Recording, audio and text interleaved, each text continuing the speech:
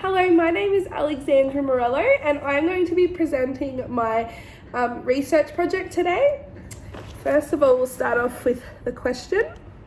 So my question was, what learning do I observe when I engage children in an indoor and outdoor play space? Let's get into it.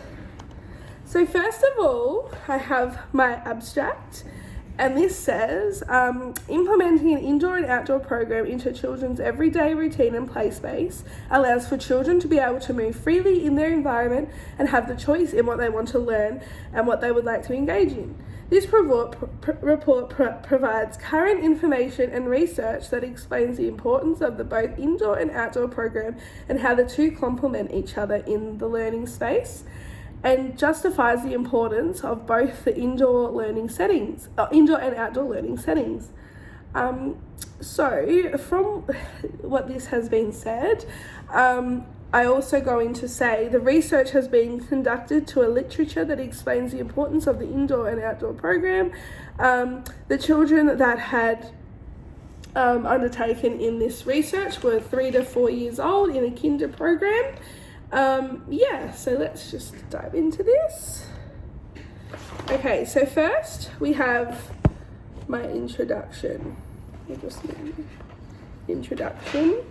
So it says, in recent times, the importance of a combined curriculum incorporating both indoor and outdoor play and learning has been discussed and in turn been implemented in early childhood curriculum. With early childhood education settings extending the curriculum to indoor and outdoor play, it also explores the play-based learning and the importance of it, which is an important factor in learning as explained in the early years learning framework.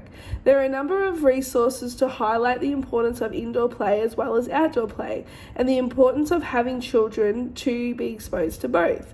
The benefits of both forms of play share some commonalities with outdoor play being the way for children to become in touch with their emotions as well as improve their gross motor skills, and some children what they consider to be a safe place. Similar to this, the indoor play also has shown to have strong emotional association with indoor play, particularly through role play centered and real life fantasy situations, which was one of my references.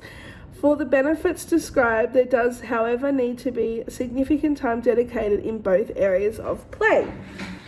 So this is what I found really interesting. And when I implemented this program, it was heavily connected with the EDU4LAM, and I found that because most services now do this, I was really excited to implement this into my service where I'm working at the moment. So my method was to on the Monday from the first week of when I was implementing this, was to just open the doors and have the indoor and outdoor plays both set up for children to freely choose what they would like to engage in.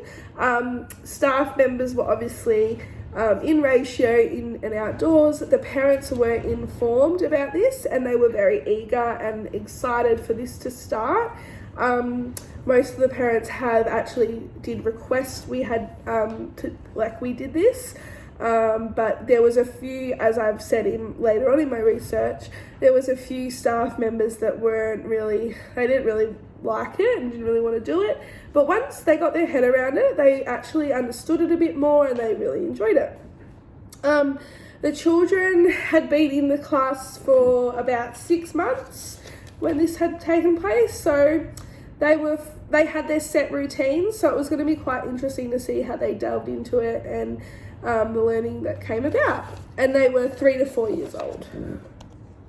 So the findings were very interesting actually. So I did this part of my method was also taking observations as well as staff members.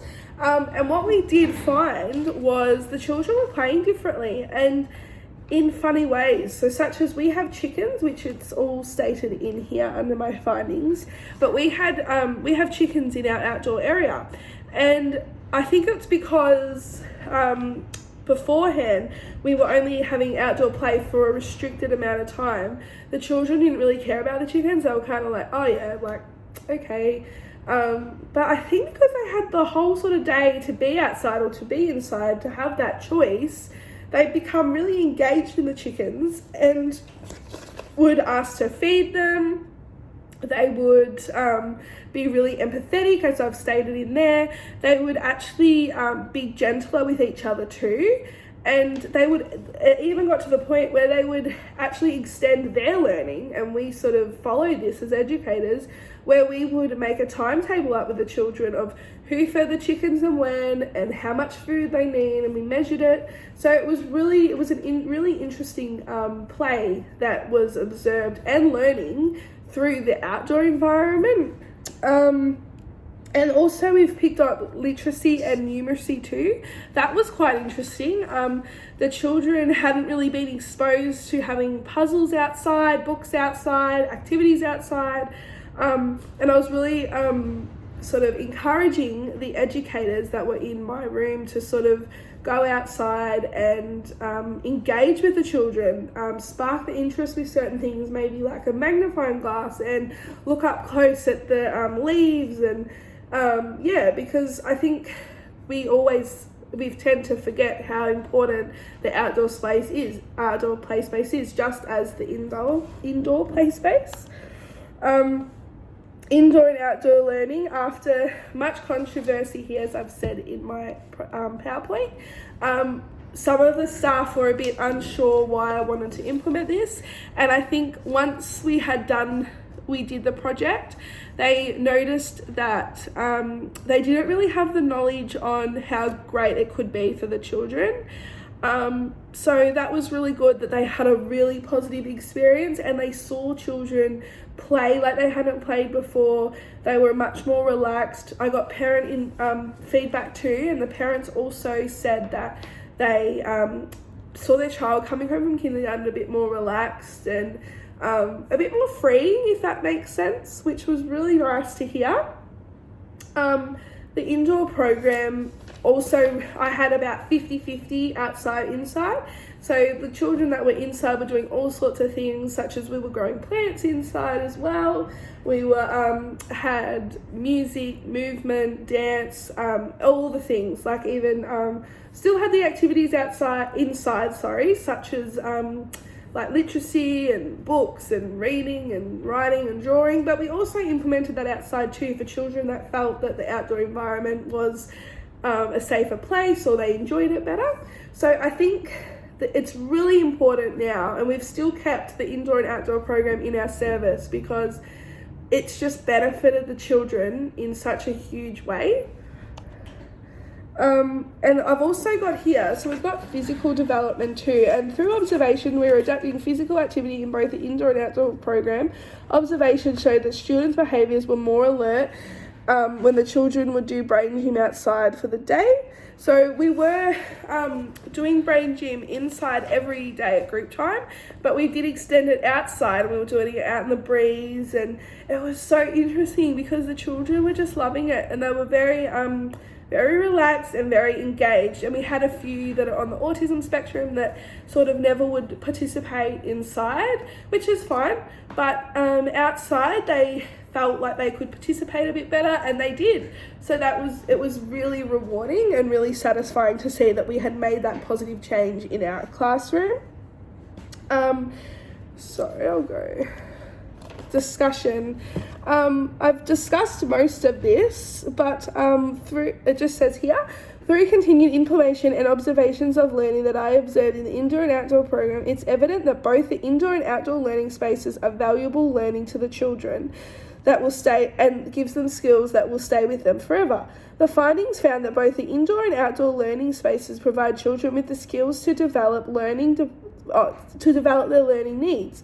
Having the indoor and outdoor program working together also means the children are more active with the court, and that's part of my referencing.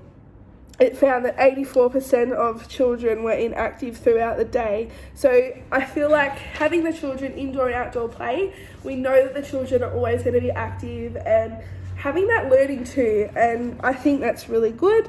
The study confirmed that there is many different aspects of learning that children are exposed to each day, and the indoor and outdoor environment, incorporating indoor and outdoor environment is also important, as the children can be exposed to, both the play spaces and have an unstructured play where they are also very engaged in their learning, they're having fun. And the children's behaviour changed too, which I think I'd said they were very much more relaxed, eager to learn, and just so the behaviour just changed, because we used to have children run to the door and run outside, and we'd have to run after them, bring them back in. They just didn't want to be in there. But now they have the choice, and they'll come inside, they'll come outside, and yeah, it's been really positive. So this is just my conclusion, which just talks about the evidence of the research that I found to back up my beliefs and my findings. And as I said here, or I said before, but it's also stated here, the implications for the study happened to start when my co-educators did not want to agree. They didn't really agree with what I was doing. And being an assistant educator, it was quite hard, because it was part of a uni assignment. We did it. And I'm so proud now that we are running it in our classroom all the time for the children. It's a really rewarding experience, and yeah, I hope that they keep going on with it, because we've just seen, as I said, amazing outcomes with the children, and it's been highly positive. So I've got here, in conclusion, the learning that I observed from the children in the indoor and outdoor environment was the children becoming increasingly independent, showing curiosity for their environment, and becoming confident and involved learners, which is from the EYLF. I have also come to the conclusion that both indoor and outdoor learning environments are vital for children's learning and their development. And here you'll just find my references, which I will attach my slideshow to this assignment, so you can have time to read it. Well, thank you so much for your time, and yes, I appreciate you watching. Thank you, bye.